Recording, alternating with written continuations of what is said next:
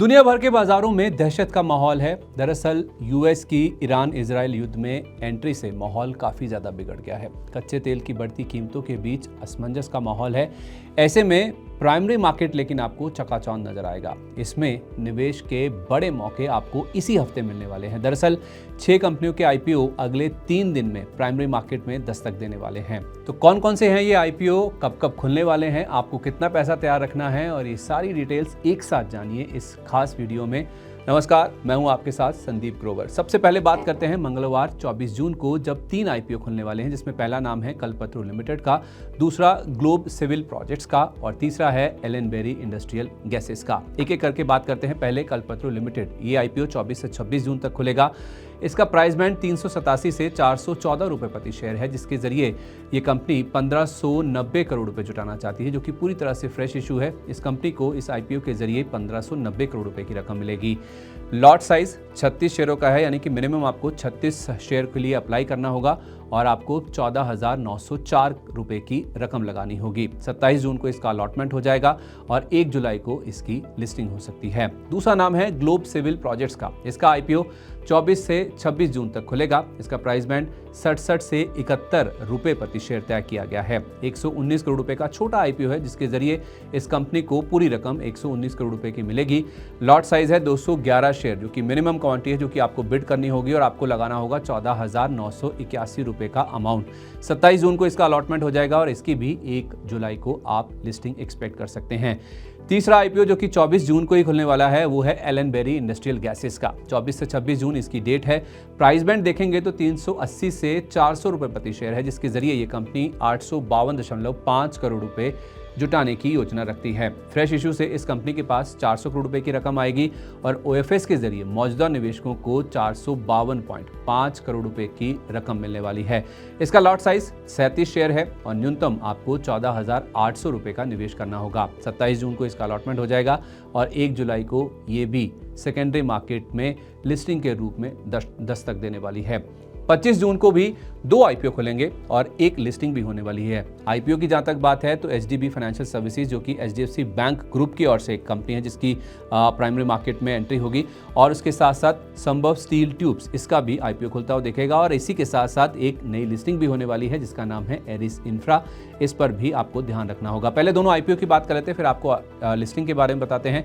HDB financial services का IPO अगर आप देखेंगे तो 25 तारीख को खुलेगा और ये 27 जून तक खुला रहेगा, जिसका प्राइस बैंड 700 रुपए से लेकर 740 रुपए प्रति शेयर तय किया गया है। इसके प्राइस बैंड को लेकर अनलिस्टेड मार्केट में जो प्राइस चल रहा था, उसको लेकर काफ़ी ज़्यादा खबरों का माहौल गर्म रहा है। इसको लेकर मनी 9 ने आपके लिए एक स्पेशल वीडियो भी तैयार किया था। शुक्रवार को हमने आपको डालकर बताया भी था हमारे यूट्यूब चैनल पर।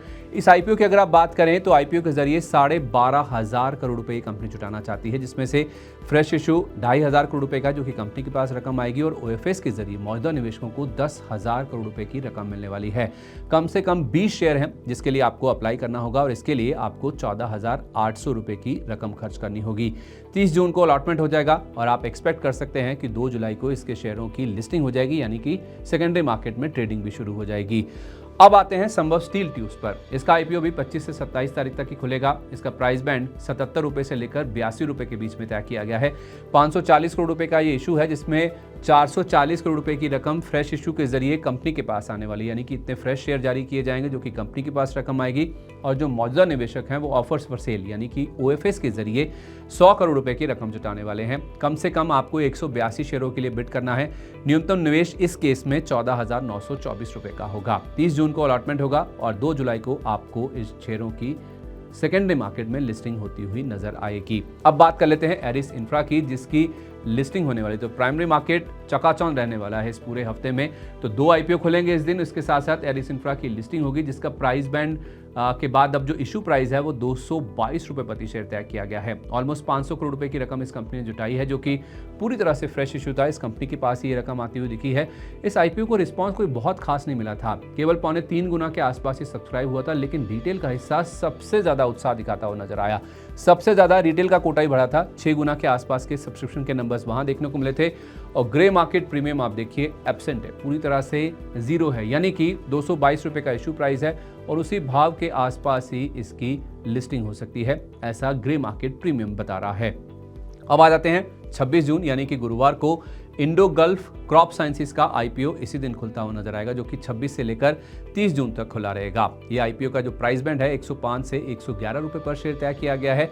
इस आईपीओ से कंपनी की 200 करोड़ रुपए जुटाने की योजना है। फ्रेश इश्यू के जरिए कंपनी के पास 160 करोड़ रुपए की रकम आएगी और ओएफएस से मौजूदा निवेशकों को 40 करोड़ रुपए की रकम मिलेगी। कम से कम 135 शेयरों का लॉट साइज है और न्यूनतम निवेश इस केस में है 14,985 रुपए का। 1 जुलाई को अलॉटमेंट हो जाएगा और 3 तारीख से इसके जो शेयर हैं वो शेयर बाजार में लिस्टिंग के लिए भी तैयार हो जाएंगे, यानी कि इनकी सेकेंडरी मार्केट में ट्रेडिंग शुरू हो जाएगी। तो कुल मिला के देखा जाए तो आईपीओ मार्केट के लिहाज से, प्राइमरी मार्केट के लिहाज से यह हफ्ता एक्शन पैक रहने वाला है। खासतौर पे 3 दिन 24, 25 और 26 तारीख, इसमें 6 कंपनियों के आईपीओ मेन बोर्ड में सब्सक्रिप्शन के लिए खुलते हुए दिखेंगे और उसके साथ साथ एक कंपनी की लिस्टिंग भी होने वाली है। तो एक्शन पैक्ड वीक है। कहाँ कहाँ आपको मौके देखने चाहिए, कितने पैसे आपको तैयार रखने चाहिए, ये सब हमने आपको बताने की कोशिश की है।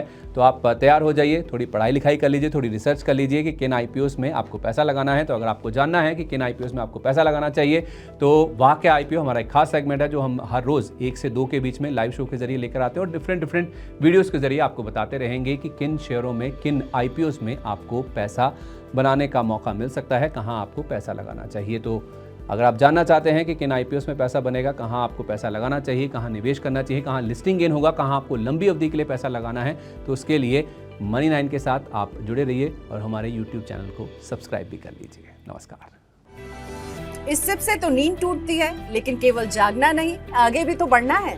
उसके लिए चाहिए एक और सिप। हर महीने छोटी छोटी रकम की इंस्टॉलमेंट यानी सिस्टमैटिक इन्वेस्टमेंट प्लान से शुरू कीजिए निवेश। लेकिन पैसे बढ़ाने वाली कौन सी सिप आपके लिए रहेगी अच्छी? म्यूचुअल फंड सिप से जुड़े हर सवाल का जवाब मेरी सिप मेरा सवाल। सोमवार से शुक्रवार 4 बजे मिलेंगे हम सिर्फ मनी 9 पर।